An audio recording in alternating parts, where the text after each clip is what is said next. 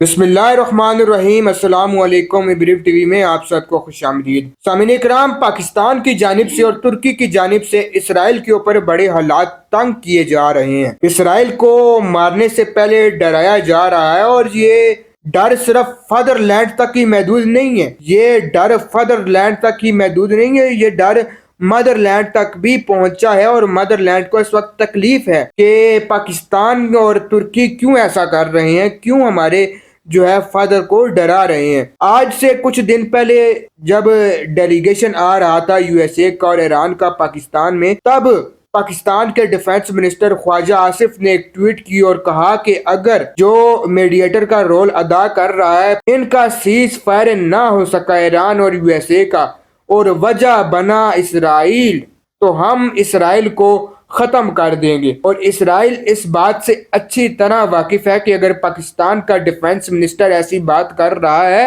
तो हालात मेरे लिए बड़े खराब हो सकते हैं। तो इसराइल ने कोशिश नहीं की, लेकिन इसराइल ने दूसरी तरफ लेबनान पर और गजा पर इसराइल ने हमले किए। उसके बाद तुर्की के सदर का एक बयान आता है और वो बयान बड़ा ही खतरनाक है। उन्होंने कहा है कि अगर पाकिस्तान मीडिएटर का रोल अदा ना कर रहा होता ईरान और यूएसए की वॉर में, तो हम ईरान के साथ जंग में शामिल हो जाते और इसराइल को ख़त्म कर देते। लेकिन अब जो खबर सामने आ रही है वो खबर बड़ी ख़तरनाक है इसराइल के लिए, और होनी भी चाहिए, क्योंकि इसराइल ने बड़ा ही जुल्म किया हुआ है इस वक्त पूरी दुनिया पर।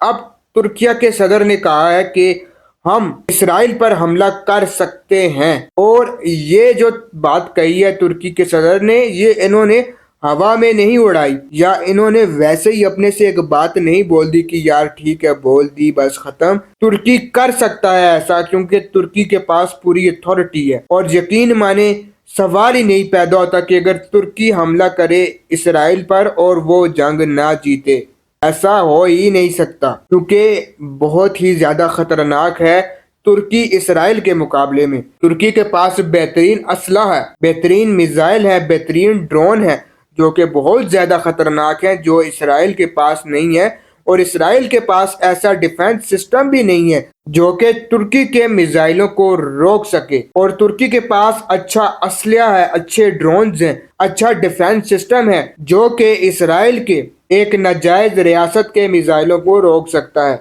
अगर ये तुर्की शामिल हो जाता है इस जंग में, तो यकीन माने पहले भी जो है इसराइल हारा हुआ है, इसराइल जो है वो कमज़ोर हो गया है। लेकिन अगर तुर्की की एंट्री हो जाती है इसराइल की वॉर में, तो ना फादरलैंड रहेगा ना मदरलैंड रहेगा, सबकी जो है एकड़ी वो तुर्की ख़त्म कर देगा, क्योंकि तुर्की बहुत ज़्यादा ताकतवर मुल्क है। अब ये इसराइल जो कि एक नाजायज रियासत है, वो भी इस बात को कंडेम करती है कि हम जो है तुर्की का मुकाबला नहीं कर सकते। और अगर तुर्की पर जो है हमला हो जाता है, तो तुर्की का एक नेटो बना हुआ है यहूदियों के साथ, वो यहूदी लड़ेंगे यहूदियों से, वो मारेंगे इसराइल को, क्योंकि जो है तुर्की ने अपने जो इर्द गिर्द के ममालिक हैं उनके साथ ताल्लुकात अच्छे रखे हुए हैं, बहुत अच्छे ताल्लुकात रखे हुए हैं। अब जब तुर्की के सदर ने ये बयान दिया और धमकी दी इसराइल को, तो यकीन माने इसराइल में इतनी हिम्मत भी नहीं थी, इतनी हिम्मत में नहीं थी कि जवाब में तुर्की के सदर को कुछ कह सके, इतनी हिम्मत भी नहीं थी। लेकिन जिस तरह के भी हालात चल रहे हैं, जितनी बढ़ के ट्रंप मार रहा है सीज फायर के बाद, ईरान ने पूरी दुनिया को दिखा दिया है, वाजे कर दिया है एक बात कि हमने सुपर पावर को शिकस्त दी है। ये बात कोई माने या ना माने, लेकिन जो हकीकत है वो यही है कि हमने सुपर पावर को शिकस्त दी है, साथ में नाजायज रियासत इसराइल को भी शिकस्त दी है। अब जो है इसराइल के लिए पूरी दुनिया में, खासकर मुसलमान ममालिक में, गैरतमंद मुसलमान ममालिक में, इसराइल के लिए हालात बड़े तंग हो रहे हैं। और आप कुछ वक्त में देखेंगे कि इसराइल किस तरह तबाह बर्बाद होगा, और उसका जो बाप है अमेरिका, वो भी कुछ नहीं कर पाएगा, क्योंकि उसको अपनी जान के लाले पड़े रहेंगे। इसराइल के लिए इस वक्त हालात बड़े तंग हो गए हैं। पाकिस्तान के साथ अगर वो कुछ पंगा लेता है, पाकिस्तान तो पहले ही तैयार बैठा हुआ है, लेकिन अब तुर्की ने जब कह दिया है तो वो हमला करेगा। अब इंतजार है तो सिर्फ और सिर्फ तुर्की के हमले का, کہ وہ کیا حشر کرتے ہیں اسرائیل کا۔